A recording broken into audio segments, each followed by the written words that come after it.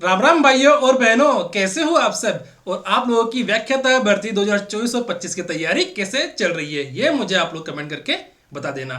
और हमारे जो एग्ज़ाम हैं वो कब होने वाले हैं, जून में 25 जून से शायद स्टार्ट है ना, 25 जून से जुलाई तक वो हमारे एग्ज़ाम चलेंगे। और आप लोगों के लिए खुशखबरी भी है कि हमारे जो चैनल है उस पर 600 सब्सक्राइबर कंप्लीट हो चुके हैं। कितने? 600 सब्सक्राइबर, है ना। और दूसरी बात कि आप लोगों का ऐसे ही प्यार बना रहे, ठीक है, ऐसे ही आप लोगों का प्यार बना रहे। और आप लोगों को जैसे ये आज हमारी जैसे हमारे पी वाई क्यू हैं जो प्रश्न, हाँ पी वाई क्यू हमारी थी ना, P Y Q previous year वाले प्रश्नों की जो हमारी क्लास 1 थी, कौन सी क्लास 01, उसको हमने अच्छे से देखा था और आप लोगों ने भी उसको अच्छे से देखा है। आई होप आप लोगों ने भी अच्छे से देखा होगा। और आज हमारी कौन सी है पी वाई क्यू वाली, प्रीवियस ईयर वाली क्लास की कौन सी, दूसरी क्लास। ठीक है, हमने पहले जो क्लास थी उसमें क्या देखा कि जो प्रीवियस ईयर वाले प्रश्न है ना, उनके अंदर प्रीवियस ईयर वाले जो प्रश्न है उनमें माध्य माध्यिका और बहुलक के जो प्रश्न है ना वो नहीं आ रखे थे, ये हमने देखा ना। पर जो हमारा जो 18 से बाद में जो पैटर्न चेंज हो गया, क्या उसके अंदर माध्य माध्यिका और बहुलक वाले प्रश्न आने लग गए, क्या माध्य माध्यिका और बहुलक वाले प्रश्न आने लग गए। तो ये चीज़ आप लोगों को नोटिस करना है कि हमारे जो अब है ना, हमारे जो सिलेबस के अकॉर्डिंग देखा जाए तो माध्य माध्यिका और बहुलक वाले प्रश्न हमारे जरूर जरूर आएंगे। ठीक है। और दूसरी बात, सबसे इम्पोर्टेंट बात, ये हमारी सांख्यिकी की क्या है, लास्ट क्लास है, लास्ट क्लास है सांख्यिकी की। इसके बाद हम पढ़ेंगे क्षेत्रमिति। कौन सी पढ़ेंगे? इसके बाद हम क्या पढ़ेंगे दोस्तों? क्षेत्रमिति। ठीक है, इसके बाद हम पढ़ेंगे क्षेत्रमिति। तो मैं आप लोगों को बता दूं एक चीज, हमारे जो कुछ साथी हैं जो कमेंट करके पूछ रहे हैं कि सर आप हमें व्याख्याता भर्ती के लिए का जो टॉपिक है वो कौन कौन से टॉपिक कराओगे। तो मैं बता दूं इस व्याख्याता भर्ती में 4 टॉपिक है। कौन कौन से? एक तो हमारा क्षेत्र ये चल रहा है कौन से, सांख्यिकी। ठीक है, दूसरा हमारा क्षेत्रमिति है, तीसरा हमारा संख्या पद्धति है, और चौथा हमारा क्या है, बीजगणित के अंदर, है ना, बहुपद वाले। तो किसी साथी ने कमेंट किया था कि सर आप हमें पूरा सिलेबस कराओगे क्या।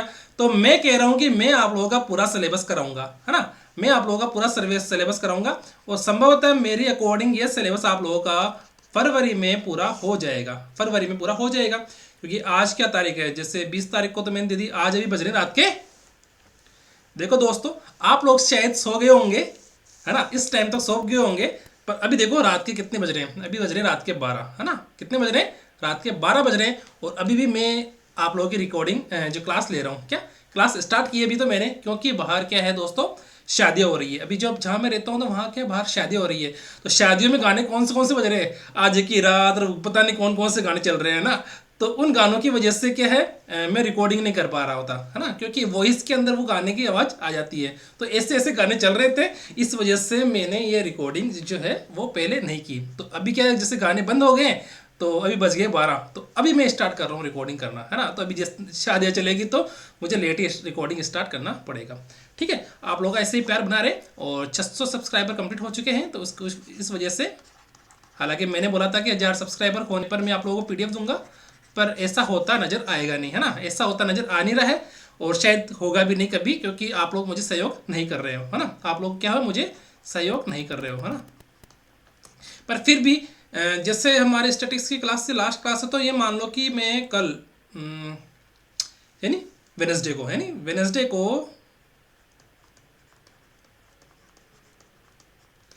को आपको मैं पीडीएफ दे दूंगा ना, पीडीएफ में वेनसडे को आप लोगों को पीडीएफ प्रोवाइड करवा दूंगा। उसी के साथ आप लोगों के पास एक ऐसी पीडीएफ रहेगी जिसके अंदर माध्य माध्यिका बहुलक यानी स्टैटिक्स के सारे क्वेश्चंस उसके अंदर इंक्लूड रहेंगे। उस स्टैटिक्स के लिए आप लोग सिर्फ वो पढ़ लो, आप लोगों का काम हो जाएगा। स्टैटिक्स के लिए वो पढ़ लो, आप लोगों का काम हो जाएगा। ठीक है, और आज हम पढ़ते हैं स्टैटिक्स के जो हमारे लेटेस्ट क्वेश्चंस हैं 2020 के, 2018-19 वाले जो क्वेश्चंस हो रखे थे ना, 2020 और 2022 के एग्जाम के, उन क्वेश्चंस को हम देखेंगे कि कौन कौन से क्वेश्चंस आ रखे हैं, है ना। और किसी को कुछ भी कहना हो मुझे कमेंट कर देना, किसी को कुछ भी कहना हो ना तो मुझे कमेंट कर देना। ठीक है, मैं उस चीज़ का रिप्लाई ज़रूर दूंगा। और मेरा जो टेलीग्राम चैनल है उसमें आप जुड़ जाइए, इसका लिंक मैं आप लोगों को डिस्क्रिप्शन में दे दूंगा, ठीक है। और व्याख्याता भर्ती 2024-25 की तैयारी करने वाले सभी साथी ध्यान दें कि हम यहाँ पर गणित पढ़ रहे हैं, सिर्फ और सिर्फ गणित, है ना, और रीजनिंग पढ़ेंगे। तो दोनों में 10 प्रश्न आएंगे और दोनों ही 10 प्रश्न आप लोगों के सिलेक्शन में एक तरह से क्या है, एक तरह से आप लोगों की सिलेक्शन की राह है, वो एक तरह से क्या सिलेक्शन के लिए नींव बोलते हैं, नींव मजबूत हो जाएगी अगर आप लोग गणित और रीजनिंग अच्छे से कर लोगे तो, क्योंकि 10 प्रश्न सीधे सीधे सिलेबस से आते हैं और उनका आंसर फिक्स होता है, वो आसानी से कर भी लोगे, मुझे पता है कर लोगे आसानी से, ठीक है। तो मैं आप लोगों के साथ एग्जाम तक जुड़ा रहूंगा और पीडीएफ आप लोगों को मैं परसों प्रोवाइड करवा दूंगा। परसों मतलब जैसे अभी तो बज रहे रात के 12, तो मतलब कल, यानी कल बुधवार को मैं आप लोगों को पीडीएफ प्रोवाइड करवा दूंगा। इसी के साथ उस पीडीएफ के अंदर भी आप लोगों की डिटेल्स चीज़ें रहेगी कि मैं आगे क्या क्या करूंगा आप लोगों के लिए, ठीक है। तो चलिए शुरू करते हैं आज की क्लास। और कौन कौन है इस क्लास से जुड़े हुए हैं प्लीज़ कमेंट करके मुझे बता देना। किसी को कोई भी चीज़ नहीं आए ना, कमेंट कर देना, मैं उस चीज़ को नोटिस कर रहा हूँ यहाँ पे कि किस किस बच्चे को कौन कौन सी चीज़ नहीं आ रही है ना, किस किस साथी को कौन कौन सी चीज़ नहीं आती है, तो वो नोटिस करके मैं उसको उनका वो सॉल्यूशन भी करूँगा, ठीक है। चलो शुरू करते हैं आज की क्लास। बोलो बालाजी महाराज की जय, ठीक है। अब देखो 8 संख्याओं का औसत 99 दे रखा है। देखो कितना संख्याओं का औसत दे रखा है। अभी देखो 12:15 बज रहे हैं। अब देखते हैं क्लास कहाँ तक चलती है। क्लास अभी कितने बज रहे हैं दोस्तों, अभी बज रहे हैं दोस्तों हमारे यहाँ पर 12:10 हो गए। क्या 12:10 हो गए। अब देखो नाइट के अंदर, अब देखो हम कितने बजे तक करते हैं ना, चलो देखते हैं। चलो 8 संख्याओं को औसत दे रखा है हमारे 99, कितना 99। अब देखो 8 संख्या दे रखी है, हमने औसत पढ़ा। औसत देखो, ये औसत आप लोगों के काम में कहाँ आया था, समांतर माध्यम में। समांतर माध्यम काम में आया था ना, ये हमने समांतर माध्य पढ़ा था ना, उसके अंदर मैंने क्या बोला था कि यही औसत है ना। तो ये औसत का मतलब ही समांतर माध्य है ना। आप लोग के एग्जाम में आ जाए तो ये मत कहना सर औसत तो हमारे सिलेबस में नहीं था। सिलेबस में नहीं था तो ये क्वेश्चन कैसे आ गया, है ना। तो इससे घबराना नहीं है आप लोगों को, ये ध्यान रखना। अब 8 संख्याओं का औसत 99। तो देखो औसत का फॉर्मूला क्या होता है सर, औसत का फॉर्मूला होता है हमारे औसत बराबर आंकड़ों का योग बटे हुए आंकड़ों की संख्या, ठीक है। आंकड़ों का योग बटे हुए आंकड़ों की संख्या। अभी भी देखो गाने चल रहे हैं बाहर, पर फिर भी क्या करें, नेट होगी तो बनाना तो पड़ेगा, ठीक है। 8 संख्या को औसत 99 हो गया, है ना। औसत कितना 99। योग का हमें पता नहीं है ना, योग का मैंने योग का योग लिख दिया। संख्या कितनी है 8। ये लाइन ले रहा हूँ, पहली वाली लाइन, ठीक है, यहां से यहां तक। और ये लाइन तिरछी कैसी हो गई, ठीक है, मैं यहां से यहां तक का ले रहा हूं अभी। उसके बाद देखते हैं हम, देखो 8 संख्या का औसत कितना हो गया मुझे बताओ पहले तो। 8 संख्याओं का योग है ना, 8 संख्याओं का योग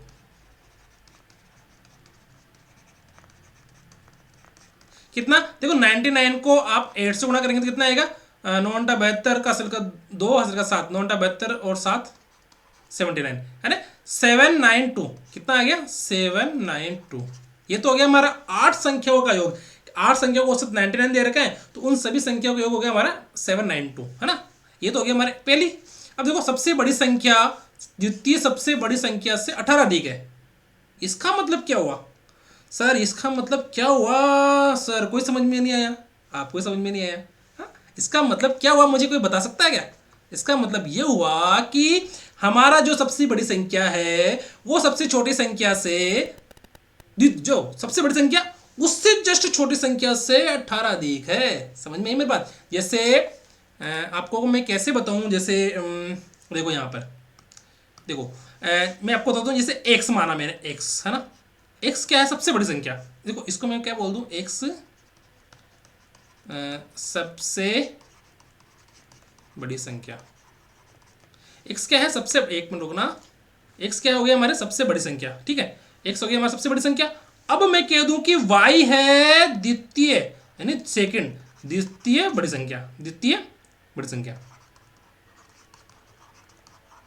ठीक है। y क्या है द्वितीय बड़ी संख्या। अब ये क्या कह रहा है, ये कह रहा है कि जो सबसे बड़ी संख्या है ना वो छोटी संख्या से 18 अधिक है। इसका मतलब देखो ये लाइन सबसे इंपॉर्टेंट है, ये ध्यान रखना आप, ठीक है। ये लाइन सबसे इंपॉर्टेंट है कि हमारे जो सबसे बड़ी संख्या है वो 18, हमारी सबसे बड़ी संख्या कौन सी है 18, वो द्वितीय सबसे बड़ी संख्या से, सॉरी हमारी सबसे बड़ी संख्या x है ना, सबसे बड़ी संख्या कौन सी है हमारी x, तो सबसे बड़ी संख्या हमारी x है और द्वितीय सबसे बड़ी संख्या कौन सी है y।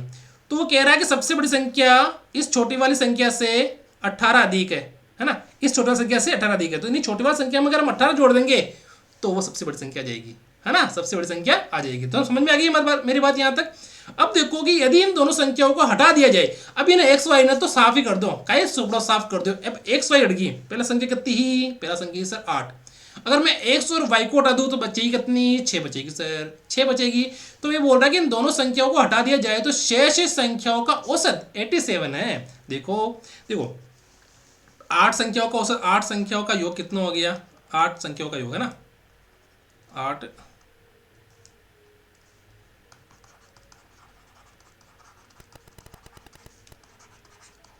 कितना है, 8 इंटू 79, ये आया ना 99, सॉरी 99 है ना, 9 7 792, ठीक है। अब ये कह रहा है कि उन x बराबर y प्लस 18 है ना, ये कह रहा है कि x और y को हटा दो, उन दोनों संख्या को हटा दो और उसके बाद में जो बचेगी कितनी संख्या बचेगी, 6 बचेगी ना। तो कह रहा है कि उन 6 का औसत 87 है, यानी 87 है। देखो दो संख्या को हटाने पर, दो संख्याओं को हटाने पर कितनी बचेगी, दो संख्या को हटाने पर कितनी संख्या बचेगी, 8 - 2, 6 संख्या बचेगी ना। अब इन 6 संख्याओं का योग कितना होगा, 6 संख्याओं का औसत दे रखा है। देखो अब मैं आप लोगों को डिटेल से इसलिए बता रहा हूं ताकि कोई बच्चा कंफ्यूज नहीं हो कि सर ने कैसे कर दिया ना। 6 संख्याओं का औसत कितना दे रखा है, 87, कितना दे रखा है, 87, ये दे रखा है ना 87 ही सर, 87 दे रखा है। तो इन 6 संख्याओं का योग है, 6 संख्याओं का योग क्या हो, देखो औसत दे रखा है ना, तो औसत की जगह औसत रख दो और योग देखो 6 संख्याओं का योग करना, और संख्या कितनी है 6। मैंने यहाँ पर फॉर्मूला कौन सा लगाया, आंकड़ों का योग, आंकड़ों का योग हमें पता नहीं है, निकालना है। आंकड़ों संख्या कितनी है 6, उन 6 आंकड़ों का औसत कितना है 87। समझ में आ गई मेरी बात, नहीं आई तो कमेंट कर देना। देखो 87 गुणा 6 बराबर योग, यानी 6 संख्याओं का हमें योग करना है, तो योग आ गया हमारे पास। देखो 8 और 7 और 56 है ना, सॉरी 8 6 7 6 42 का 2 हासिल का 4, 8 8 6 48 4 52, ठीक है।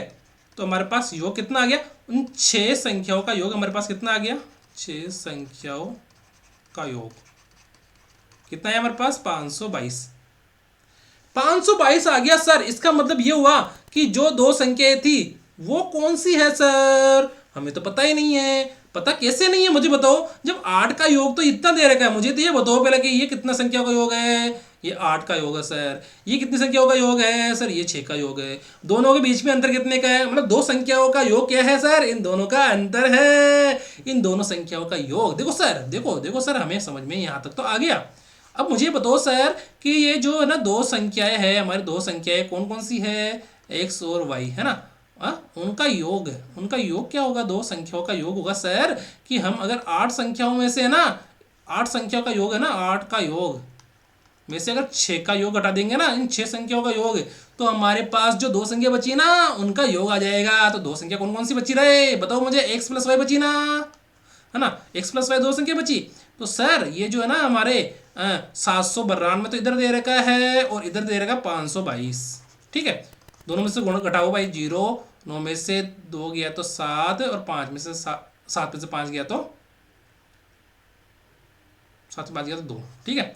2 में से 2 गया तो 0, 9 में से 2 गया तो 7 और 7 में से 5 गया तो 2, ठीक है। कितने बचे हमारे 270। सर ये तो आ गया x + y का मान हो गया कितना सर, x + y का मान हो गया सर 270। ये तो हमें समझ में ही आ गया।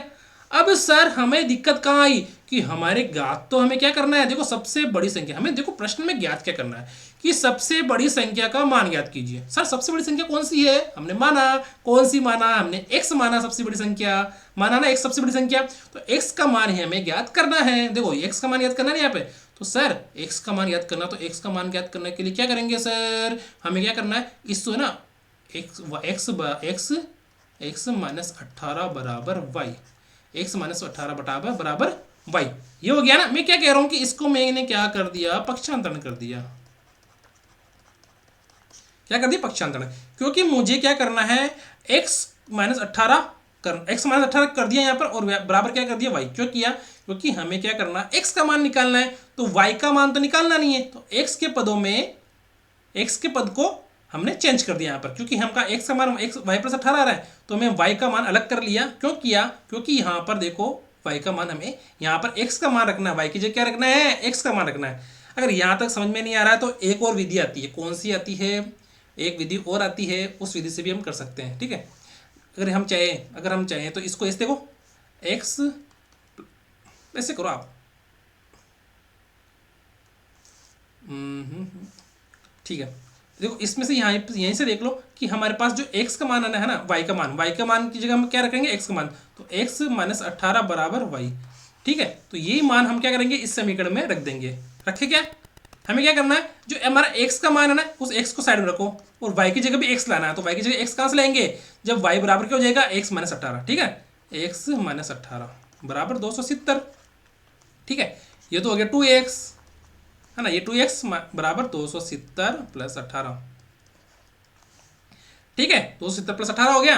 अब देखो कि हमारा x का मान कितना होगा, 270 और 18 कितना हो गया, 288 बटे हुए 2, तो x बराबर कितना हो गया, 144, यानी x का मान हमारे कितना है, 144। समझ में आ गई मेरी बात, 144, ठीक है। x का मान कितना है, 144। सर कैसे आया, अब देखो मैं आप लोगों को एक वापस बोल के बता देता हूँ कि हमने क्या क्या किया। देखो 8 संख्या ही थी, है ना, 8 संख्या ही थी, तो 8 संख्याओं का हमने योग कर लिया। कितना है 8 संख्याओं का योग आया हमारे पास, 792, यानी 792, ठीक है।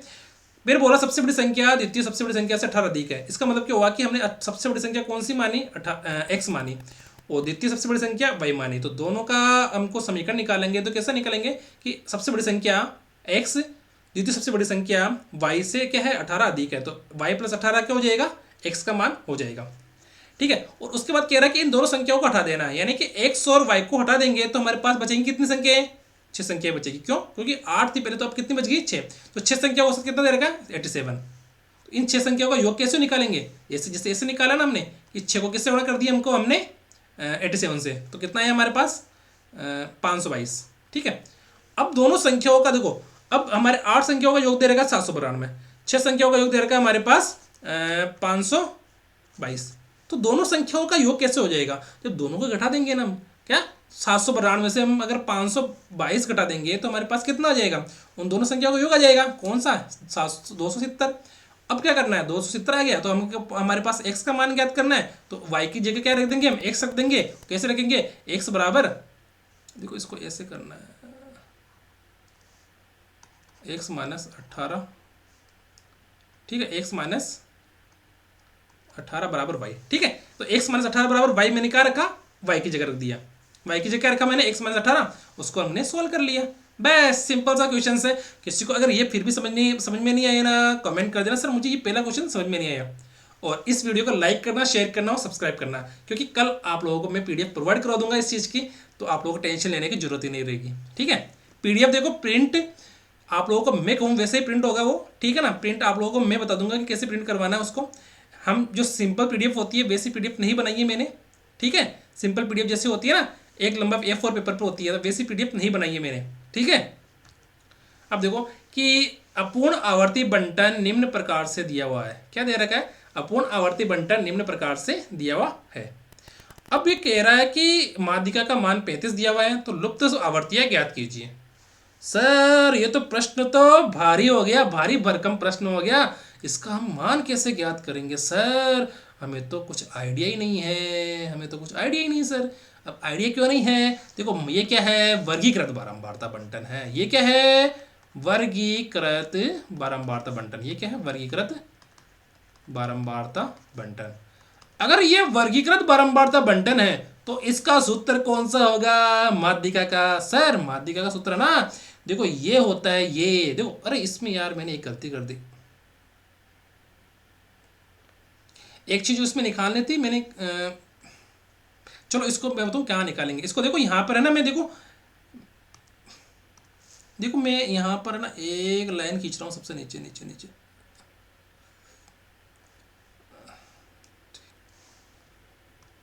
आप लोगों को समझाने के लिए देखो क्या क्या करना पड़ता है ना।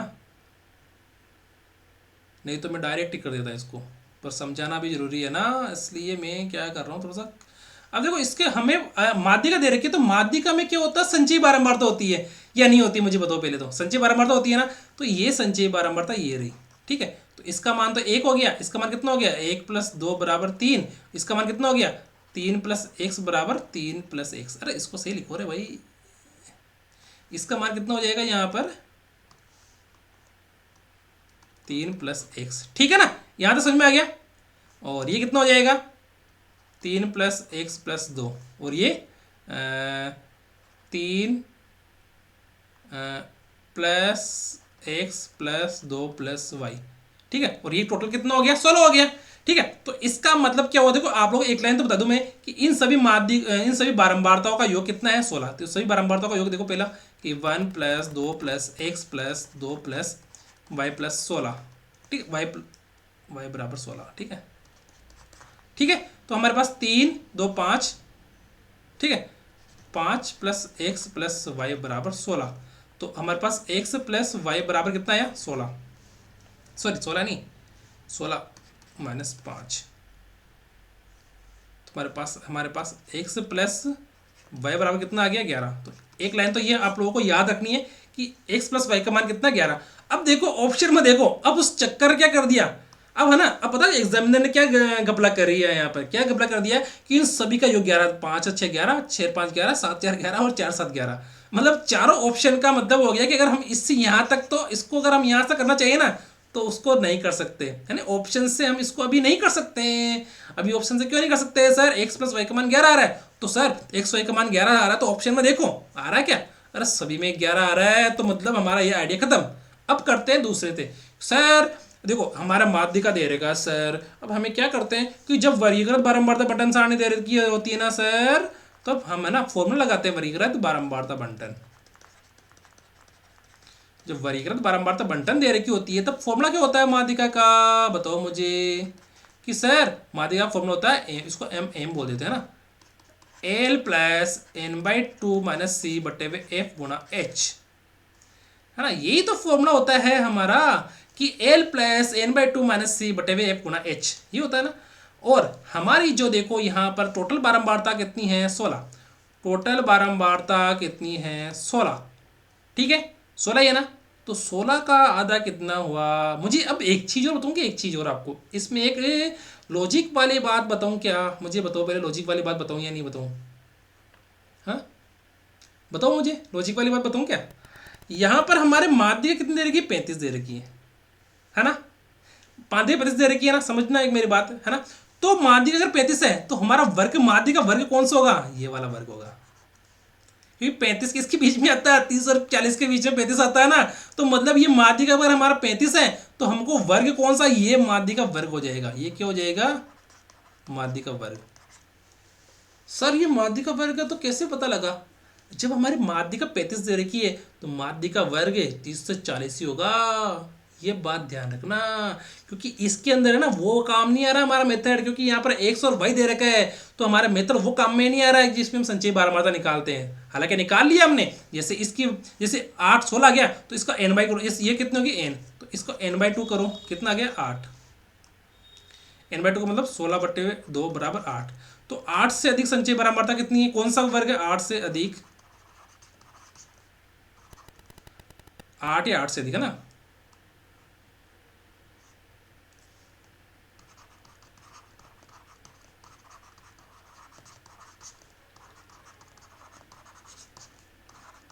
आठ से या 8 से अधिक संचयी बारंबारता वाला वर्ग कौन सा है,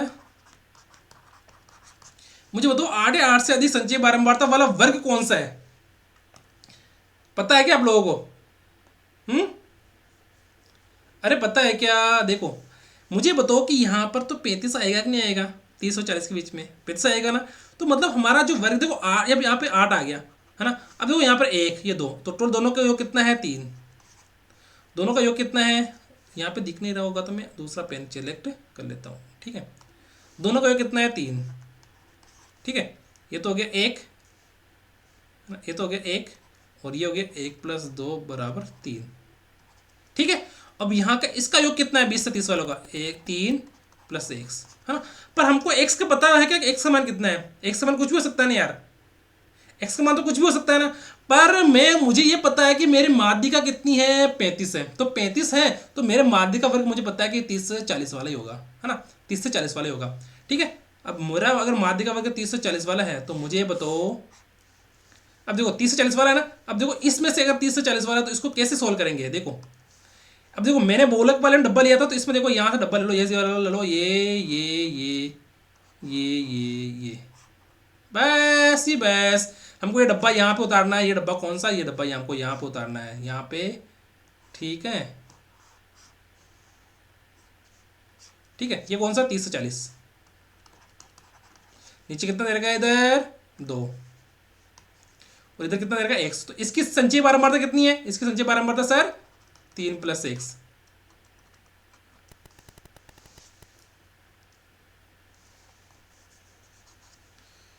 एक मिनट रुकना, ठीक है ना, कितनी 3 + x है ना इसकी संचयी बारंबारता,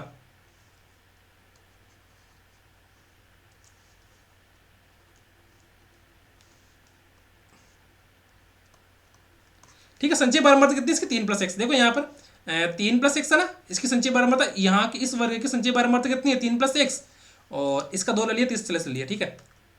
अब देखो हमारा फॉर्मूला कौन सा है, m बराबर l + n/2 - c बटे f गुना h, यही है ना। तो हमारा पास जो l होता है माध्यिका वर्ग की निम्न सीमा,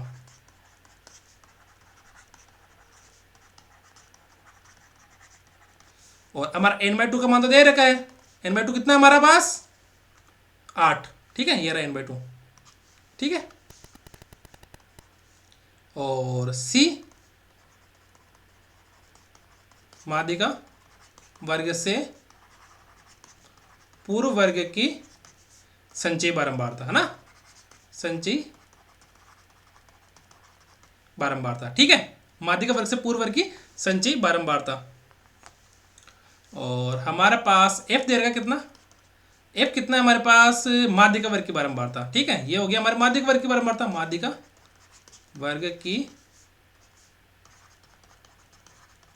बारंबारता, ठीक है। और हमारे पास h क्या हो गया, वर्ग अंतराल, ठीक है। अब देखो मुझे ये बताओ, यहां पर कुछ देखने से पता लग रहा है क्या, l का मान माध्यिका वर्ग की निम्न सीमा कौन सी है सर, ये हो गया l, है ना, 30, है ना, 30 हो गया ये, और n/2 का मान दे रखा हमारे पास 8, और माध्यिका वर्ग से पूर्व वर्ग की संचयी बारंबारता कितनी है, ये रही माध्यिका वर्ग से पूर्व वर्ग की संचयी बारंबारता c, तो c आ गया हमारे पास, l आ गया, और n/2 आ गया, और f बराबर माध्यिका वर्ग की बारंबारता, तो ये तो हो गया हमारे पास f, ठीक है। और वर्ग अंतराल कितना है, इन दोनों का अंतर कितना है हमारे पास, 40 - 30 बराबर 10, ठीक है, 40 - 30 बराबर क्या हो गया हमारे पास 10, इसका क्या हो गया वर्ग अंतराल, ठीक है। अब देखो हमारे पास एल भी आ गया, ये माध्यिका वर्ग का निम्न अंतराल, माध्यिका वर्ग की निम्न सीमा, और सी आ गया माध्यिका वर्ग से पूर्व वर्ग की संचयी बारंबारता, एफ आ गया माध्यिका वर्ग की बारंबारता, और हमारे पास एच आ गया, एच क्या है माध्यिका वर्ग का वर्ग अंतराल, ठीक है। और हमारे पास n/2 दे रखा है, तो अब देखो अब इसको केवल सोल्व करना है, देखो हमारे पास l का मान कितना 30, और n/2 का मान कितना 8 माइनस, और 3 + x दे रखा है हमारे पास c का मान, बटे क्या करना है f का मान कितना है 2, गुणा क्या करना है 10 ही करना है क्या, हाँ 10। अब मुझे बताओ इधर माध्यिका कितनी दे रखी है हमारे पास 35 दे रखी है, सर माध्यिका 35 दे रखी है, तो माध्यिका की जगह क्या लिख देंगे हम 35, ठीक है। तो यहाँ पे हो गया 30 + 8 में से 3 गया तो -x ही हो जाएगा इधर, है ना, बटे 2 गुणा 10, ठीक है। क्या कर दिया, इसको खोला मैंने, इसको खोला, ये माइनस गुणा किया, इसको 3 से हो जाएगा तो ये -3 हो जाएगा, और इस माइनस को फिर इस प्लस वाले x से गुणा करेंगे तो क्या हो जाएगा -x, है ना। इस माइनस को अगर हम प्लस वाली संख्याओं से गुणा करेंगे तो क्या हो जाएगा, वो माइनस हो जाएगा, क्यों हो जाएगा, देखो यहाँ पर देखो यहाँ पर प्लस प्लस बराबर प्लस, और प्लस माइनस बराबर माइनस, और माइनस प्लस बराबर प्लस, माइनस प्लस बराबर माइनस, और माइनस माइनस बराबर प्लस, ठीक है। ये होता है हमारे गुणा के अंदर, कब गुणा के अंदर जब दो संख्या प्लस की हो तो क्या होता है, प्लस ही होता है, जब एक संख्या प्लस की हो एक माइनस की होती है तो क्या होता है हमारे पास रिजल्ट माइनस होता है, और एक माइनस की हो दूसरा प्लस की होता है हमारे पास रिजल्ट क्या होता है माइनस आता है, और दोनों माइनस की हो तो हमारे पास रिजल्ट क्या आता है, प्लस आता है।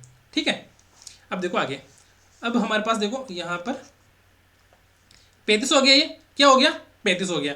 तो 35 हो गया ये, तो हमारे पास देखो यहाँ पर हम क्या करेंगे, वज्र गुणन करेंगे। अब क्या करेंगे, वज्र गुणन। ठीक है, तो नीचे आ गया, तो ये उल्टी संख्या से गुणा हो जाएगा इधर उधर, है ना। तो देखो 35 गुणा 2, इधर क्या बचा हमारे पास, तो इधर हम अभी वज्र गुणन नहीं कर सकते हैं, अभी हम वज्र गुणन नहीं कर सकते हैं। क्यों नहीं कर सकते हैं, अभी बताता हूँ मैं। क्योंकि अभी तो ये संख्या सिर्फ और सिर्फ इस नीचे, इसी की संख्या के नीचे है, इसी के नीचे है। अगर इसके नीचे भी होती है ना तो हम वज्र गुणन करते हैं। तो इसको हम यहाँ पे सोल्व करो, मतलब 35 बराबर अब हम कैसे ऐसे कर सकते हैं ना, देखो इधर 35 माइनस 30। ठीक है, इसको मैं इधर लेके आ गया। अब बचा क्या हमारे पास, 8 में से 3 गया तो 5 माइनस एक्स बटे हुए 2 गुणा 10। ठीक है, 35 में से 30 गया तो कितना बचेंगे, 5 बराबर। अब देखो 2 से हम काटेंगे इसको तो कितनी बार कट गया, 5 बार कटा। ठीक है, तो 5 माइनस एक्स गुणा 5। ठीक है ना, नहीं हमने यहाँ पे कुछ ना कुछ तो गलती कर रखी है यहाँ पे। 5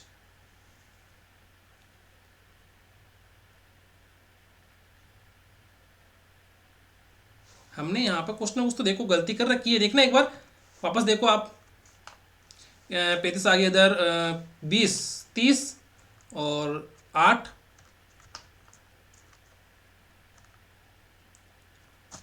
8 कितना, देखो यहाँ पर ये है हमारे पास कितना दे रखा, n/2। तो n/2 का मान तो हो गया हमारे पास 8।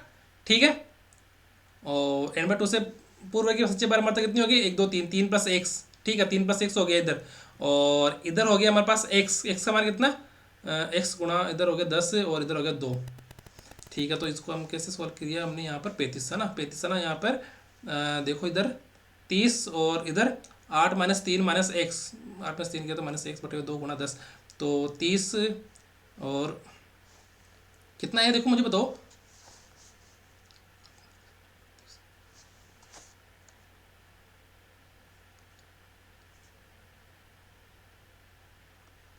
कितना आ रहा है यहाँ पे, 35।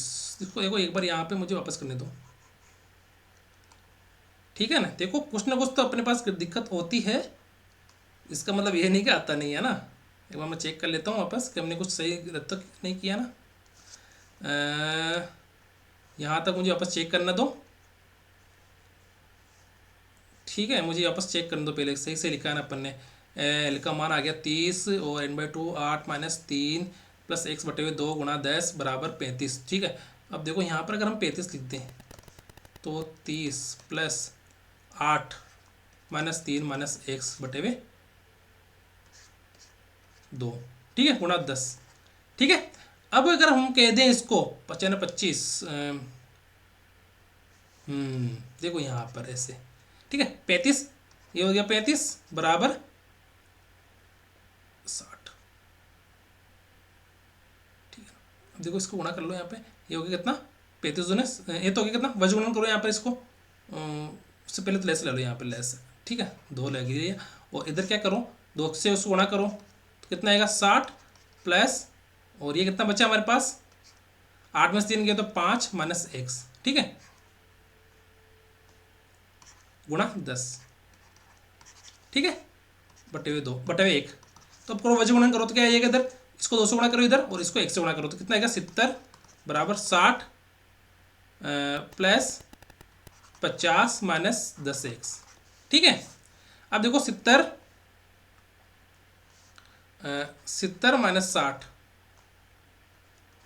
माइनस 50 बराबर माइनस 10 एक्स, और फिर कितना हो गया 70 और 70 माइनस 110 बराबर माइनस 10 एक्स। ठीक है, अब देखो यहाँ पर ये कितना बचा, ये माइनस 40 एक्स बचा ना, माइनस 40 एक्स बराबर माइनस 10 एक्स। ठीक है, माइनस से माइनस कैंसिल हुआ तो क्या हो गया, ये भी प्लस हो जाएगा और ये भी प्लस हो जाएगा क्योंकि दोनों साइड माइनस का है। तो एक्स का मान कितना हो गया हमारे पास, देखो इधर तो हमारे पास 40 ही नहीं है तो ठीक है, तो एक्स बराबर क्या हो जाएगा 40 बटे हुए 10 बराबर 4। ठीक है, हमारे पास एक्स का मान कितना हो गया, एक्स बराबर 40 बटे हुए 10 बराबर 4। तो हमारे पास एक्स का मान कितना आया, सर हमारे पास एक्स का मान तो आया 4। कितना है, एक्स का मान हमारे पास कितना आ गया 4। देखो यहाँ पर अगर हमारे पास x का मान 4 आ गया तो देखो इसमें ये भी नहीं है हमारे ऑप्शन में, ये भी नहीं है, ये भी नहीं है और ये, ठीक है। अरे सोल्व हो गया ना। देखो x का मान कितना है हमारे पास 4, तो यहाँ पर 4 किस में आ रहा है सर, यहाँ पर 4 आ रहा है, तो ये हमारा आंसर हो गया। अगर यहाँ पर 4 दो जगह होता है तो हम यहाँ से निकाल लेते हैं सर कि अगर हम x का मान अगर 4 है तो y का मान कितना है, अगर x का मान 4 है तो y का मान कितना हो जाएगा, y का मान हो जाएगा 7, ठीक है। अब देखो इस क्वेश्चन में देखो यहाँ पर है ना, यहाँ पर कोई मुझे ये मत कह देना सर कि सर आपको तो आता ही नहीं है, आप तो चुकड़ गए है ना। देखो ये है गणित, ये क्या है गणित, और इस गणित के अंदर हमारा सवाल गलत हो सकता है। जैसे मेरा भी मुझे पता लगा कि यार मैंने कैलकुलेशन मिस्टेक तो नहीं कर दी कहीं पे, है ना, तो मैं देखूंगा नहीं क्या वापस, क्योंकि देखो ये तो है नहीं कि मैं करके बैठा हूँ 5-10 बार क्वेश्चन को रट के बैठा हूँ, ऐसा तो पॉसिबल है ही नहीं, ठीक है। और क्वेश्चंस क्या जब करते हैं ना तभी प्रॉब्लम आती है हमारे पास, है ना। ये जीके का क्वेश्चन तो है नहीं कि राजस्थान राजधानी जयपुर है बस इतना ही बोलना है, इसके अंदर तो एक एक स्टेप सोल्व करनी पड़ती है तब जाके हमारा आंसर निकलता है, ठीक है। और देखो अभी बज रहे रात के 12:30 हो चुके हैं और आप लोग तो शायद अभी सो भी गए होंगे, ठीक है। कल आप जब उठोगे तो आप लोगों को 11 बजे ये क्लास मिल जाएगी, ठीक है। कितने बजे, 11 बजे क्लास मिल जाएगी। तब तक देखो ये कितने घंटे की बनती है देखना पहले तो, ठीक है। अब देखो ये क्वेश्चन हमारा कौन सा है कि निम्न में से कौन सा कथन असत्य है, कौन सा कथन असत्य है, असत्य मतलब गलत है, ठीक है। कि आयत चित्र एक सतत वर्ग वाली बारंबारता बंटन के अनुरूप दंड आकृति है, ये भी सही है। और सभी दंडों की चौड़ाई वर्ग अंतराल के समान होती है, हाँ, क्योंकि सभी दंडों की चौड़ाई क्या होती है, वर्ग मार्ग जो होता है ना उसके अंतराल के बराबर होती है, इसके वर्ग अंतराल के बराबर। जैसे वर्ग अंतराल हमारा कौन सा, जैसे 0 से 10 है ना, 10 से 20 और 20 से 30, तो इसी वर्ग अंतराल के बराबर हमारे क्या होगी, उन आयत जो दंडों की चौड़ाई है ना उसी वर्ग अंतराल के बराबर होगी, ठीक है। दंडों की ऊंचाई संगत बारंबारता के समानुपाती होती है ना। तो ये क्या कह रहा है कि जब हमारे दंड होते हैं ना, ये वाले दंड, ये जो दंड होते हैं ना ये किसके बराबर होती है, ये हमारी जो बारंबारता रहेगी ना एक्स वाई एक्स पे, उस दंड जो बारंबारता होती है ना उसके समानुपाती होती है। समानुपाती मतलब समान, ये मतलब जितनी बारंबारता दंड ऊंचे ऊंचा, है ना, दंड उतना ही होगा जितना हमारी बारंबारता होगी। जैसे दंड, जैसे यहाँ पर 2 है तो दंड की ऊंचाई भी 2 होगी, 3 है तो दंड की ऊंचाई भी कितनी होगी, 3 होगी, अगर 4 है तो दंड की ऊंचाई भी कितनी होगी, 4। यानी दंड की ऊंचाई संगत बारंबारता क्या होती है, समानुपाती होती है। और दंडों की चौड़ाई वर्ग अंतराल के समान होती है, क्योंकि यहाँ पर जो दंड दे रखे हैं ना ये दंड, इनकी जो चौड़ाई है ना ये किसके बराबर है, वर्ग अंतराल के बराबर है। किसके, जैसे 0 से 10 ये 0, ये 0 से 10, ये 10 से 20, जैसे ये 0 से 10 हो गया है ना, 0 से 10 और 10 से 20, इसको देखो यहाँ से ये 0 से 10, ठीक है, ये 10 से 20, ये 20 से 30 है ना, ये 10 0 से 10, 10 से 20, 20 से 30, तो हमारे जो दंडों की चौड़ाई वो किसके बराबर होगी, वर्ग अंतराल के बराबर होगी। और आयत चित्र एक संतत वर्ग वाली बारंबारता बंटन के अनुरूप एक दंड आकृति है ना, सतत मतलब वो क्या चलती है, सतत, सतत यानी कंटिन्यूस चल रही है वो, है ना, तो कंटिन्यूस चल रही है तो उसके अनुसार वो क्या है, दंड आकृति है, ठीक है, ये समझ में आ गया।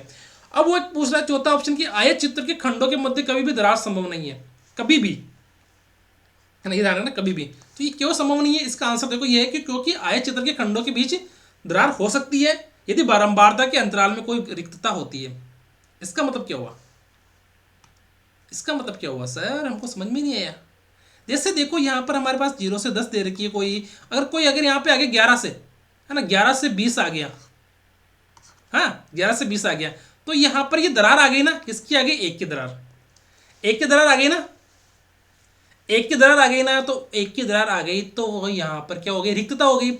मतलब यहाँ पर क्या है, आयत चित्र के खंडों के मध्य कभी भी दरार संभव नहीं है, तो यहाँ पर दरार आ गई ना। यहाँ पर अगर मैं कहूँ कि अगर वर्ग अंतराल में कोई रिक्तता होती है ना, वर्ग अंतराल के अंदर रिक्तता मतलब कुछ ना कुछ गैप होता है, ठीक है, वर्ग अंतराल में अगर कोई ना कोई गैप होगा तो वो क्या होगी हमारी, बताओ मुझे। अगर रिक्तता है, अगर वर्ग अंतराल के बीच में क्या है, गैप है, तो वो क्या होगी, हमारी दरार हो जाएगी उसके अंदर, है ना। यहाँ पर दरार संभव नहीं है, मतलब यहाँ पर संभव है दरार, दरार क्या है, संभव है। तो ये हमारा ऑप्शन नंबर 4 क्या हो जाएगा, गलत हो जाएगा, क्योंकि दरार क्या है, संभव है जब वर्ग अंतराल के बीच में क्या हो, कुछ ना कुछ गैप हो, जैसे 0 से 10, 11 से 20 ऐसा हो जाए, तो वहां पे क्या हो जाएगी, गैप हो जाएगा, ठीक है। अगर समझ में नहीं आए तो कमेंट कर देना, ठीक है। से कम संचयी बारंबारता तथा से अधिक संचयी बारंबारता वक्र जहां प्रतिशत करते हैं वह बिंदु है। से कम संचयी बारंबारता और से अधिक संचयी बारंबारता, देखो ये अगर आप लोगों ने अच्छे से नहीं पढ़ा है जी अगर आप लोगों ने अच्छे से नहीं पढ़ा है तो मैं अभी आप लोगों को इसके बारे में भी एक्सप्लेन कर देता हूं कि इसका मतलब क्या हुआ। देखो हमारा पास देखो एक चीज, ये प्रश्न हमारा कब आ रहेगा, देखो ये प्रश्न हमारे आ रखा है 2020 के अंदर, ठीक है। एग्जाम डेट हमारा 2020 थी, ये भी हमारा 2020 के अंदर आ रखा है, ये हमारा 14/12/2020 के अंदर आ रखा है, यानी ये हमारा शायद दिसंबर के अंदर एग्जाम हुआ था फर्स्ट ईयर का, उस समय आ रखा था। संस्कृत एजुकेशन डिपार्टमेंट, कौन सा डिपार्टमेंट है, संस्कृत एजुकेशन वाला, ठीक है। और ये भी हमारा school lecturer Sanskrit education department का जो 14/12 को एग्जाम हुआ था। ये पूछ रहा है कि से कम संचयी बारंबारता तथा से अधिक संचयी बारंबारता है, तो संचयी बारंबारता वक्र जहां प्रतिच्छेद करते हैं ना, जहां पर प्रतिच्छेद का मतलब क्या हुआ, काटना। प्रतिच्छेद का मतलब क्या हुआ दोस्तों, काटना। तो वह बिंदु है ना, वह बिंदु है, वह बिंदु कौन सा है, वह बिंदु कौन सा है, हमें पता है क्या, नहीं पता ना, पर हम देखते हैं कि वो बिंदु कौन सा है, हम इसके बारे में एक्सप्लेन करते हैं, ठीक है। अब देखो मैं क्या कह रहा हूं कि अगर किसी को कुछ भी पूछना हो तो कमेंट कर देना, और वीडियो को लाइक करना, शेयर करना और खूब दबा के सब्सक्राइब करना है, क्योंकि देखो मैं सिर्फ और सिर्फ अब आपके भरोसे ही हूँ, क्योंकि मुझे कोई भी यूट्यूब वाला जो हमारे यूट्यूब पे जो पढ़ा रहे हैं ना, वो कोई भी सपोर्ट नहीं करता कि क्या है यार, या क्या पढ़ा रहा है, गणित कोई समझ में आती है क्या बच्चों के, हाँ उसी प्रकार की क्या है, हाँ। तो आप लोग क्या करना, सपोर्ट करना, और सपोर्ट करोगे तभी देखो मैं पढ़ा पाऊंगा, है ना। और देखो यहाँ पे मेरा कोई खर्चा लग नहीं रहा है कि 1 रुपये का भी खर्चा लग रहा है सुनील के, है ना, मेरा कुछ खर्चा नहीं लग रहा है, ठीक है। और नेट है तो आपको पता है 5G चलता ही है आजकल, तो नेट का भी कोई खर्चा इश्यू नहीं है, तो मेरा कोई खर्चा लग नहीं रहा है, इसलिए मैं आप लोगों की क्लास रेगुलर लेता रहूँगा, बस आप लोगों की सपोर्ट ही चाहिए। अभी मेरे यूट्यूब पे देखो कितनी वीडियो आ चुकी है, इसका भी कम 70-80 वीडियो आ चुकी है। क्यों आ चुकी है, क्योंकि मुझे पता है सब काम मैं करता हूँ, PPT बनाना, PDF बनाना, थंबनेल बनाना, हाँ डिजाइन करना, कुछ सब काम मैं खुद कर लेता हूँ, तो मुझे इतनी दिक्कत आती नहीं है। तो आप लोगों का मुझे सपोर्ट चाहिए, सपोर्ट होगा तो ही मैं आप लोगों के लिए कुछ कर पाऊंगा। परसों PDF मिल जाएगी आप लोगों को इस चीज़ की, ठीक है। अब देखो आगे, संचयी आवर्ती के प्रकार, संचयी बारंबारता बंटन होती है ना, संचयी बारंबारता बंटन। अभी आप लोगों को समझाने के लिए बता रहा हूँ कि उस ये से कम और से अधिक है ना, ये से कम और से अधिक का मतलब क्या हुआ, ठीक है। कि संचयी आवर्ती वर्ग अंतराल में वितरित तालिका के रूप में प्रदर्शित कुल आवर्तियां है। संचयी आवर्ती 2 प्रकार की होती है, कौन कौन सी, अर्थात से कम, कौन कौन सी, से कम और से अधिक, है ना। कम से कम और अधिक से अधिक, या से कम या से अधिक, ये 2 प्रकार की होगी, कौन कौन सी, संचयी होता है CF होता है ना हमारा CF, या संचयी बारंबारता बंटन, ठीक है। हमारा CF जो होता है वो संचयी बारंबारता बंटन, से कम या से अधिक, तो दोनों चीज समझ में आ गई मेरी, जो मैंने भी बताई, ठीक है। देखो सब्सक्राइब करना, अगर आप लोग मेरे वीडियो देख रहे हो तो सब्सक्राइब करना ना भूले, ठीक है।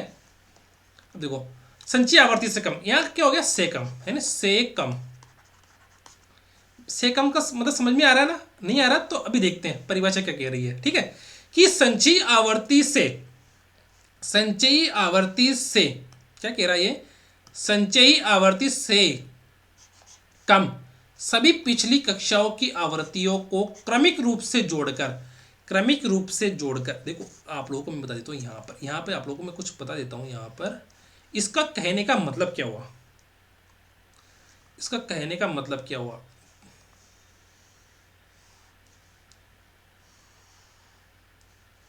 ठीक है। समझ में नहीं आया तो कमेंट कर देना, ठीक है।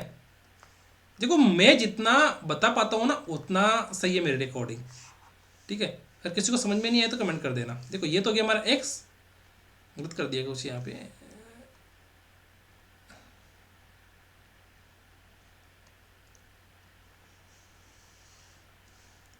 ये हो गया हमारा f, और ये हो गया हमारा, ठीक है। ये तो हो गया हमारा f, ठीक है।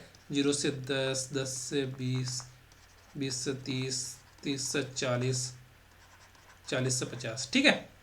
ये अगर मान लो मैं 2, 3, 8, 7, 6, ठीक है। संचयी बारंबारता देखो यहाँ पर 2 का 2, 2 3 5, 5 और 8 13, 13 और 7 20, 20 से 6 26, ठीक है। समझ में आ गई। अब देखो क्या कह रहा है कि संचयी आवर्ती से कम, संचयी आवर्ती से कम सभी पिछली कक्षाओं की आवर्तियों को क्रमिक रूप से जोड़कर, क्रमिक रूप से जोड़कर मतलब क्रम से जोड़ रहे हैं हम, क्रम से। देखो 2 के 2, फिर जोड़ 2 का 2 रख दिया यहाँ पे, फिर 2 में 3 जोड़ के 5 कर दिया, 5 में 8 जोड़कर 13 कर दिया, 13 में 7 जोड़कर 20 कर दिया, 20 में 6 जोड़कर 26 कर दिया। तो ये हम क्या कर रहे हैं, क्रम से, है ना। हमने क्रम को चुका, हमने नहीं चुका है, चुका क्या, या हमने जैसे यहाँ पे 3 को नहीं लेकर 8 को ले लिया डायरेक्ट, तो ऐसा तो नहीं किया ना हमने। तो हमने डायरेक्ट क्या किया, क्रमिक रूप से किया। हमने क्या किया, क्रमिक रूप से। तो क्या कह रहा है कि संचयी आवर्ती से कम, है ना, सभी पिछली कक्षा, पिछली कक्षा मतलब जो हमारे वर्ग दे रखा है ना, वर्ग, है ना, वर्ग की आवर्तियों को क्रमिक रूप से जोड़कर जो प्राप्त किया जाता है, जिसमें वह वर्ग भी शामिल होता है जिसके विरुद्ध इसे लिखा जाता है। संचयी आवर्ती सबसे कम से शुरू होकर सबसे अधिक आकार तक जाती है। संचयी आवर्ती सबसे कम से शुरू होकर सबसे अधिक आकार तक जाती है। इसका मतलब क्या हुआ, देखो संचयी आवर्ती यहाँ पे 2 से शुरू हो रही है ना। संचयी आवर्ती यहाँ पे ये 0 + 2, 2 से शुरू होकर ये कहाँ तक जा रही है, संचयी आवर्ती 26 तक जा रही है ना। ये संचयी आवर्ती 0 से शुरू होकर, हालांकि 0 तो पहले था, 2 से शुरू होकर वो 26 तक जा रही है। यानी संचयी आवर्ती 0 से शुरू होकर या 2 से शुरू होकर वो कहाँ तक जा रही है, 26 तक। यानी वो क्रमिक रूप से बढ़ रही है, 2 से 5, 5 से 13, 13 से 20, 20 से 26। यानी वो 0 से लेकर कहाँ तक जा रही है, 26 तक बढ़ रही है ना। 0 से बढ़ रही है, बढ़ रही है वो कहाँ, देखो संचयी आवर्ती कम से कम, कम से शुरू होकर, कम से, है ना, कम से कम कौन सा है, 2 से शुरू होकर वो क्या कर रही है, यहाँ पर 2 से शुरू होकर अधिक आकार तक जाती है। अधिक आकार कौन सा इसका, ये अधिक आकार 26, है ना, ठीक है। अधिक आकार कितना इसका, 26, ठीक है। दूसरे शब्दों में जब प्रेक्षणों की संख्या किसी वर्ग की ऊपरी सीमा से कम होती है, प्रेक्षणों की संख्या जब किसी वर्ग की ऊपरी सीमा से कम होती है तो उसे संचयी आवर्ती से कम कहा जाता है, तो उसे संचयी आवर्ती से कम कहा जाता है, ठीक है। इसको हम और समझेंगे आगे क्या क्या आता है। देखो अब इसका मतलब क्या हुआ कि प्रेक्षणों की संख्या जब वर्ग की ऊपरी सीमा से कम होती है तो उससे संचयी आवर्ती से कम कहा जाता है, ठीक है। उच्चतम या निम्नतम वर्ग की, देखो यहाँ पर से अधिक को देखो, से अधिक, देखो कम का मतलब ये है कि हम 0 से स्टार्ट, 2 से स्टार्ट करें, नीचे से स्टार्ट करेंगे, और अधिक का मतलब वो आगे से स्टार्ट करेंगे। जैसे यहाँ पर ये तो हो गया कम से, ये हो गया क्या, कम से, और इधर से आए तो ये क्या हो जाएगा, अधिक से, ठीक है। और परिभाषा एक बार अपन देख लेते हैं, परिभाषा सबसे इंपॉर्टेंट है, एक बार देख लेते हैं। उच्चतम से निम्नतम वर्ग तक आवृत्तियों का संचयी योग ज्ञात करके संचयी आवृत्ति से अधिक आवृत्ति प्राप्त की जा सकती है, ठीक है। इससे अधिक प्रकार की संचयी आवृत्ति भी कहा जाता है। दूसरे शब्दों में जब प्रेक्षणों की संख्या वर्ग की निचली सीमा से अधिक हो, है ना, वर्ग की निचली सीमा से क्या हो, प्रेक्षणों की संख्या अधिक हो या उसके बराबर हो, तब इसे संचयी आवृत्ति से अधिक कहा जाता है, तो उसे संचयी आवृत्ति से अधिक कहा जाता है। देखो इसमें कहने का मतलब देखो क्या है, इसमें कहने का मतलब यह है कि अगर हम सही बात है इसमें, एक मिनट रुको, 2 इसमें देखो, इसमें एक चीज कर लेता करेक्शन, ठीक है। 2 इधर लिखते हैं कि 11, इधर लिख देंगे हम कितना, 21, 35 और इधर 42, ठीक है। अब जोड़ो, देखो इनको वापस जोड़ो, ठीक है, कि 2 का 2, 11 2 13, 13 21, 34, 34 और 35 69, 69 और 42 कितने हो गए, 4 2 9 हासिल का 1 7 4 11, ठीक है, 7 4 11,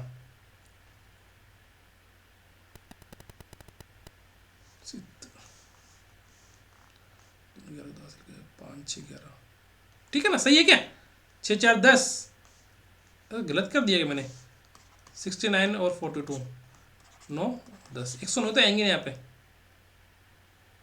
69 है ना यार, यहाँ पे 69, 9 2 11 का 2 हासिल का 1, 7 4 11, तो 111 आएंगे यहाँ पे, है ना, 111, ठीक है। अब देखो मैं, अब यहाँ पे क्या कह रहा है कि दूसरे शब्दों में जब प्रेक्षणों की संख्या किसी वर्ग की ऊपरी सीमा से कम है, प्रेक्षणों की संख्या जब वर्ग की ऊपरी सीमा से कम है, कौन सी, देखो ऊपरी सीमा कौन सी है, इसकी ऊपरी सीमा 2 है, तो 2 से कम है प्रेक्षणों की संख्या, 20 20 से कम है प्रेक्षणों की संख्या, 30 30 से कम है प्रेक्षणों की संख्या, 40 40 से कम है प्रेक्षणों की संख्या, और 50 50 से कम है यहाँ पे प्रेक्षणों की संख्या। प्रेक्षणों की संख्या मतलब क्या हो गया, बारंबारता, क्या बारंबारता। प्रेक्षणों की संख्या मतलब क्या हुआ, बारंबारता। कि क्या कह रहा है कि जब दूसरे शब्दों में जब प्रेक्षणों की संख्या किसी वर्ग की ऊपरी सीमा से कम हो, ऊपरी सीमा से मतलब जब ये ऊपरी सीमा है ना उसकी उससे कम होनी चाहिए ये प्रेक्षणों की संख्या, ठीक है, तो उससे तो हम बोल देंगे से कम, ठीक है। अब क्या कह रहा है कि उच्चतम से निम्नतम वर्ग तक की आवृत्तियों का संचयी योग, उच्चतम से निम्नतम वर्ग के तक की आवृत्तियों का संचयी योग ज्ञात करके संचयी आवृत्ति से अधिक आवृत्ति प्राप्त की जा सकती है, ठीक है।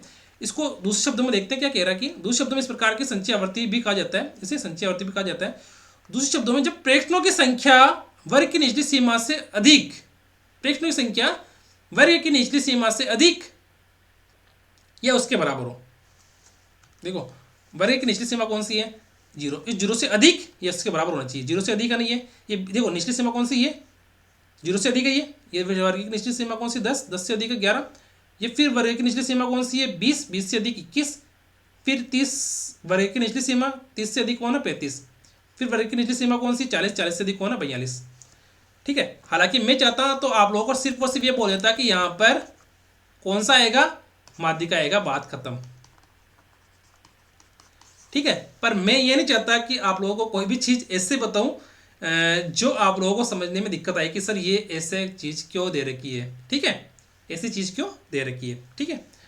अब देखो यहाँ तक समझ में आ गए। अब देखो इसका अंदर जो हमारा आंसर है वो कैसे आ रहा है। ये तो हो गया हमारे पास बारंबारता, ठीक है, और ये क्या हो गया हमारे पास वर्ग,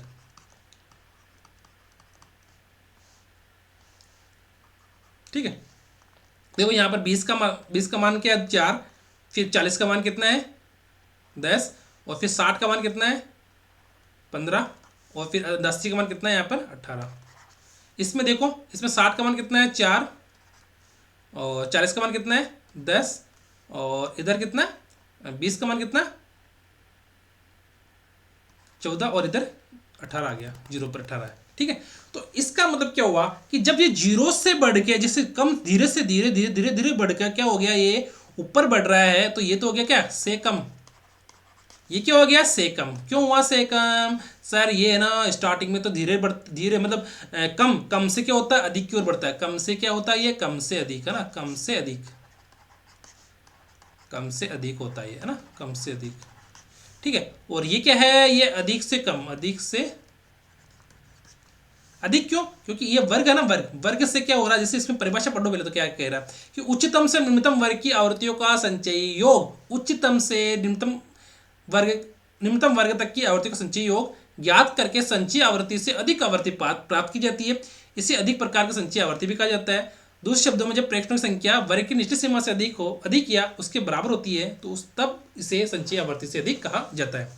देखो ये सब चीजें आप लोगों को समझाने के लिए, परिभाषा वगैरह सब समझाने के लिए सिर्फ और सिर्फ हमारा आंसर क्या है यहाँ पर, यह माध्यिका क्या है, माध्यिका। इससे कम संचयी बारंबारता से अधिक संचयी बारंबारता वक्र जब प्रतिचित करते हैं वह बिंदु को आना माध्यिका है। बस ये इतना सही माध्यिका है। पर मैंने क्या कहा कि मैं आप लोगों को सिर्फ समझाने के लिए, हालांकि समझ में आया नहीं है वो बात की बात है, पर मैं तो मेरे मन की संतुष्टि रहेगी ना कि मैंने आप लोगों को समझाया है ना, मेरे मन की संतुष्टि तो निकालूंगा ना मैं कि समझाया है कि नहीं समझाया।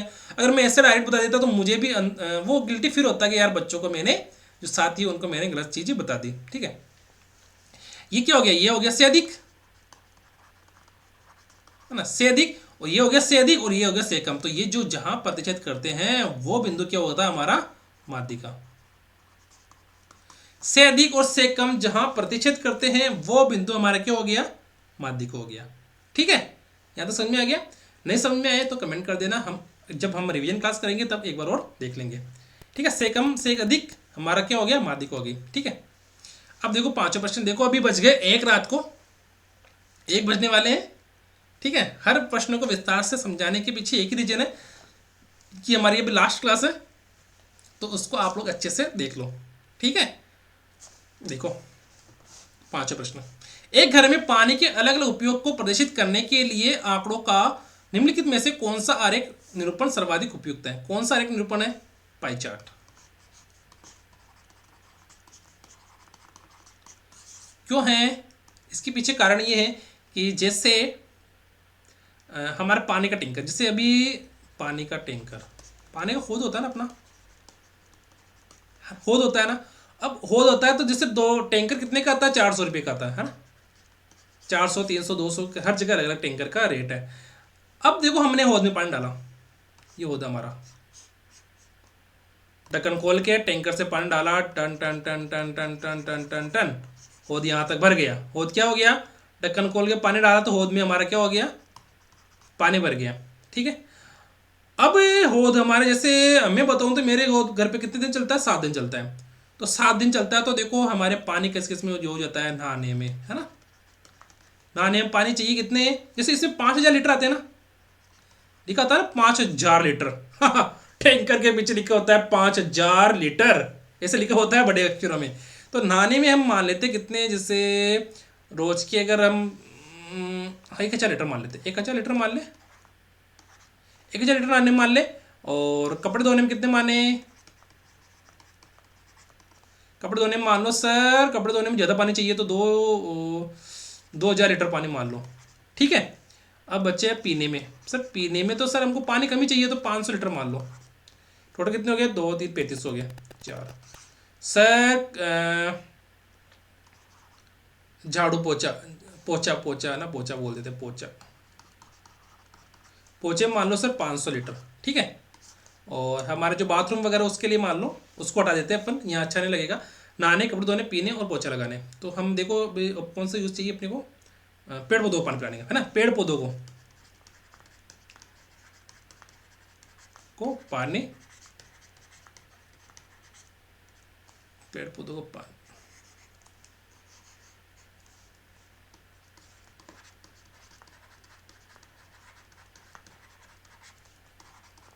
पानी पिलाने में कितना चाहिए मुझे, 1000 लीटर। ठीक है, मुझे पेड़ पौधों को पानी पिलाने के लिए कितना चाहिए, 1000 लीटर। तो टोटल देखो कितना आ रहा है, 1000 2000 3000 3 4 5, तो टोटल हमारा जो हो जाता है मेरे घर पे वो 7 दिन के अंदर खत्म हो जाता है। तो मैं क्या करता हूँ, 7 दिन में हमारे घर में क्या खर्च होता है पानी, नहाने पर तो होता है 1000 लीटर पानी खर्च, कपड़े धोने पर होता है 2000 लीटर पानी खर्च, पीने में 500 लीटर पानी चाहिए, और पोछा पोछा झाड़ू पोछा लगाते हैं ना घर पे, तो उसे 500 लीटर काफ़ी है पानी, है ना। और पेड़ पौधों को पिलाने में 1000 लीटर पानी चाहिए। तो अब वो बोल रहा है कि इसका ग्राफ कैसे बनेगा, घर में पानी का अलग अलग उपयोग, है ना, अलग अलग उपयोग कर दिया ना हमने, कैसे कैसे किया अलग अलग उपयोग, मुझे बताओ ये अलग अलग उपयोग कैसे कैसे किया, पीने में, नहाने में, धोने में, झाड़ू पोछा और पेड़ पौधों को पानी पिलाने में। अब मुझे बताओ इससे आयचित्र बन सकता है क्या, अरे बन सकता है क्या, नहीं बन सकता। इसका क्यों नहीं बन सकता, क्योंकि आयचित्र क्या होता है, एक द्विविमीय, एक द्विविमीय क्या है वो चीज, द्विविमीय 2 विमा चाहिए इसके अंदर, तो वही नहीं। दूसरी बात कि आयतचित्र बनाने के लिए हमको क्या चाहिए, बारंबारता चाहिए, क्या चाहिए, बारंबारता चाहिए, और जो इसमें हमारे पास बारंबारता है भी नहीं। और दूसरी बात देखो यहाँ पर, अब देखो इसके अंदर हम कैसे बनाएंगे, इसको हम ऐसे बनाते हैं, ऐसे कि ऐसे करके पाई चार्ट होता है ना, पाई चार्ट, इसको सही बना ही नहीं यार, क्या करें।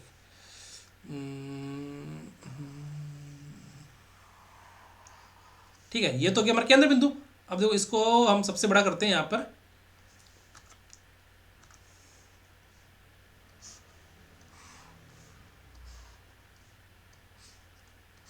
ये हो गया 2000 लीटर, और ये कितना हो गया 1000 लीटर नहाने का, और 1000 लीटर किसका, पेड़ पौधों को पानी पिलाने का, 500 झाड़ू पोछे का, 500 पीने का, पीना, और ये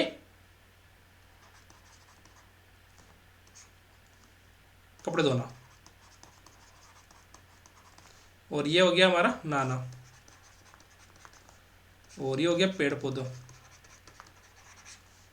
और ये हो गया पोछा, झाड़ू पोछा लगाते हैं ना हम, और ये हो गया पीने के लिए। ठीक है, यहां तक तो आपको समझ में आ गया, मुझे पता है। अब देखो इसके अंदर, अब ये टोटल कितना हो गया, ये टोटल कितना है 5000 लीटर, और ये किसके बराबर है, 360 डिग्री के बराबर होता है ना, अरे होता है ना। अब इसी से प्रश्न बन गया कि कपड़े धोने पर कितने लीटर पानी खर्च हो रहा है, हमारे 2000 लीटर पानी खर्च हो रहा है, ये तो हमको पता ही पहले से।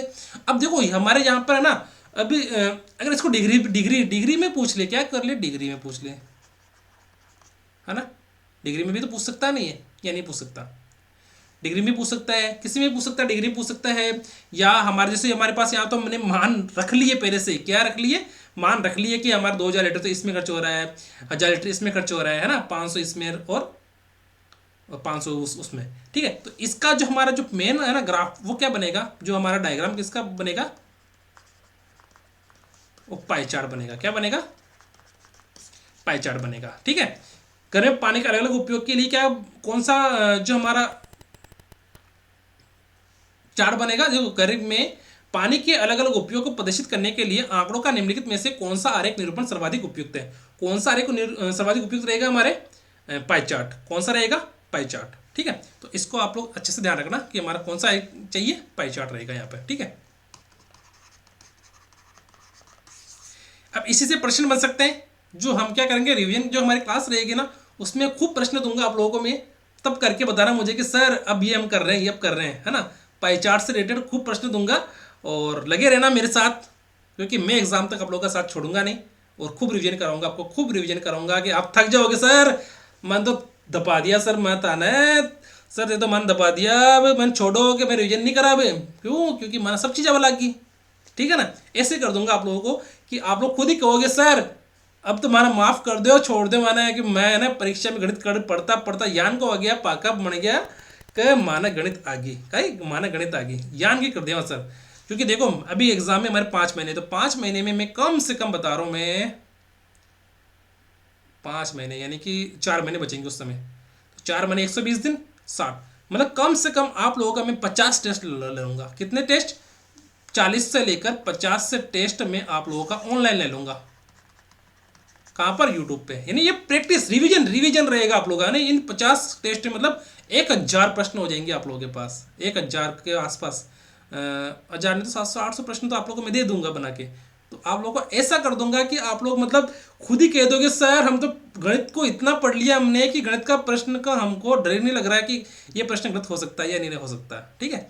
अब आप लोग मेरे साथ बने रहिए, ठीक है, मैं तो बना हूँ आप लोगों के साथ, ठीक है।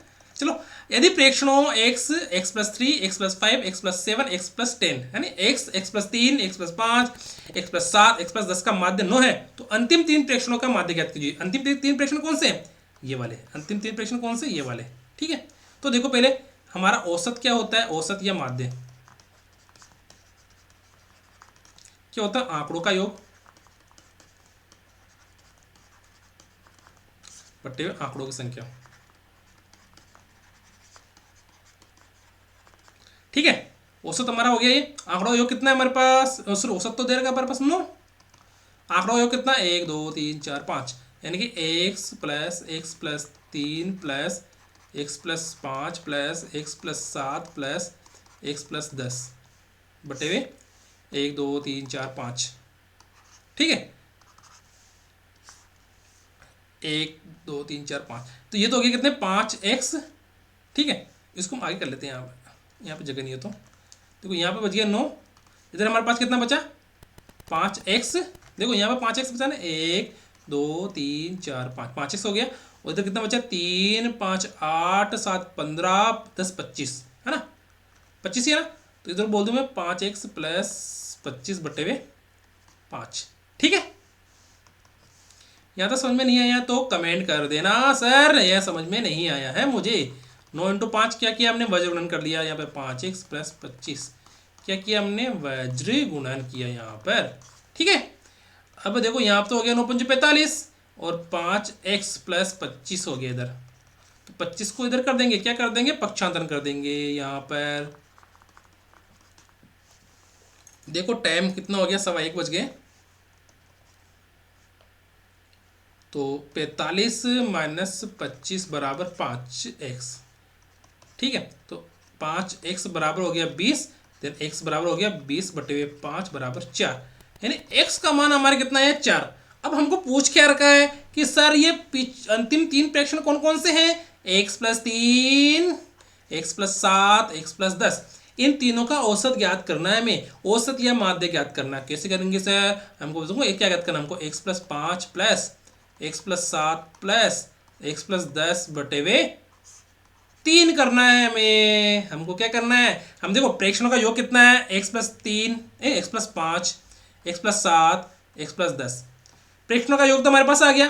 प्रेक्षणों की संख्या कितनी है, 3, तो 3 का भाग लगा दिया। तो हमको इनका मान ज्ञात करना है, तो x का मान तो हमें पता लग गया, ठीक है, कितना, 4।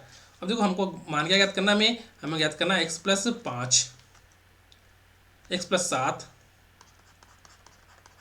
प्लस x प्लस 10, ठीक है, बट्टे में 3, यही ज्ञात करना ना हमें, क्योंकि ये माध्य ज्ञात करना ना हमें, क्योंकि अंतिम तीन प्रेक्षण कौन कौन से हमारे x प्लस 5, x प्लस 7 और x प्लस 10, तो इन तीनों का हमें क्या ज्ञात करना है, माध्य ज्ञात करना है। तो माध्य क्या होता है, आंकड़ों का योग बटे में आंकड़ों की संख्या, ठीक है। अब देखो यहाँ पर x की जगह 4 रखो, पहले तो 4 प्लस 5, फिर 4 प्लस 7, फिर 4 प्लस 10, दोनों को सबको जोड़ लो भाई, 4 5 9, 4 13, 7 20, 4 24, 10 34, 34 बटा 3। तो इसको कैसे करेंगे हम बताओ, 34 में 3 का भाग दो, 3 एकम 3, फिर 0, फिर 4, 3 एकम 3, शेष बचा 1, ठीक है। तो इसको कैसे लिखेंगे हम, इसको लिखेंगे हम 11 सहित 1 बटा 3। क्या लिखेंगे हम इसको, 11 सहित, देखो 11 तो ये हो गया, ठीक है, 1 बटा 3 को लिखेंगे क्योंकि 1 में अभी भी क्या जा रहा है, भाग जा रहा है ना। ये 11 सहित 1 बटा 3 को लिखा क्योंकि 1 में अभी भी क्या है, 3 का भाग जा रहा है, ठीक है। तो 11 सहित 1 बटा 3 आ गया, आंसर क्या हमारा 11 सहित 1 बटा 3, ठीक है। देखो अभी हमारे बच गए कितने, 1:15 हो चुके हैं, 1:15 हो चुके हैं। तो आज के लिए इतना ही, ठीक है। एक क्लास और है, सॉरी मैंने बोला था कि अभी इसी क्लास में ख़त्म कर दूंगा मैं, पर अभी जो प्रश्न और है 5-6 प्रश्न और है इसके अंदर, तो उन प्रश्नों को करूंगा मैं। तो कम से कम ये क्लास हो जाएगी, कम से कम 2-2.5 घंटे की हो जाएगी। तो ज़्यादा लंबी क्लास हो जाएगी, तो ज़्यादा लंबी क्लास को बच्चे देखते भी नहीं है। तो इसके बाद हम 6 प्रश्न तो हो गए, अब एक क्लास और ले लेंगे, है ना, एक क्लास और ले लेंगे। तो उस क्लास में हम और जो प्रश्न रहेंगे हमारे उसको और देख लेंगे। तो ठीक है, अभी देखो हमारे पास कितना 1:15 बज चुके हैं, है ना, 1:15 बज चुके हैं। तो अभी के लिए इतना ही, और क्योंकि मुझे भी सोना पड़ेगा ना। अभी जैसे मैं बना तो लूँगा, अभी हमारे पास 5-6 प्रश्न और बाकी है इसी के अंदर। मैंने बना तो रखा था कि मैं सोचा कि मैं करवा दूंगा, पर देखो समझाने में टाइम लगता है ना। करने में तो क्या है, मैं 1 घंटे में क्या, मैं तो 15-20 मिनट में 25 मिनट में कर लूँगा सारे क्वेश्चन, पर समझाने में आप लोगों को मुझे टाइम लगता है, इसीलिए इतना टाइम लग चुका है, ठीक है। और अगर किसी बच्चे को कुछ भी पूछना है तो कमेंट कर देना। और मैंने टेलीग्राम चैनल का लिंक जो मेरे डिस्क्रिप्शन में दे रखा है, तो उसमें आप जुड़ जाइए। वहाँ पे मैं देखो अभी एक क्लास और बाकी है, तो इसका मतलब क्या हुआ कि मैं बुधवार को तो आप लोगों को पीडीएफ प्रोवाइड करीब करीब करवाने की कोशिश करूँगा, ठीक है। सुबह नहीं तो शाम को करवा दूंगा, ठीक है, सुबह नहीं तो मैं शाम को तो पक्का करवा दूंगा बुधवार को। तो आप लोग धैर्य बनाए रखें, क्योंकि देखो पीडीएफ बनाने में मुझे बहुत टाइम लगा है, बहुत टाइम लगा है। तो आप लोग इसको आप लोगों के निश्चित ही वो क्या होगी, उपयोगी सिद्ध होगी, ठीक है। तो मेरे चैनल को लाइक कीजिए, शेयर कीजिए और सब्सक्राइब कीजिए, और अपनी तैयारी को अच्छे से जारी रखिए, ठीक है। गुड नाइट, ठीक है, गुड नाइट, गुड नाइट, ठीक है, गुड नाइट, सो जाना।